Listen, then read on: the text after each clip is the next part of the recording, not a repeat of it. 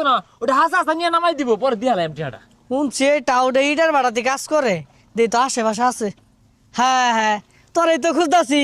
এ বাসা, এ বাসা। আর তোর টিয়া লাগবে বেটা, তো টিয়া লাগবো তুই না আইসিস কে লাগিয়া দেইল আমার তোরা হরিস ও টিয়া আসিতেছে 2 কোটি টিয়া হাওলাত নিয়ে রাইছে। তুই আর কোটি টাকার গপ পড়িস না, টিপ মার থাক। ভাই রে কায়ার ভাই না 300 টিয়া মানে কামড়ি বউ বুলাল নিয়ে চলবার ভাই না, মাফ করে দে। কি করলি এটা তুই? এটা 2-1000 টাকা মাফ করে দিয়াম, 1.5 লাখ টাকা ভাই। কে তোর বাইরের দেশে সুইপারম্যানের চাকরি কই গেল?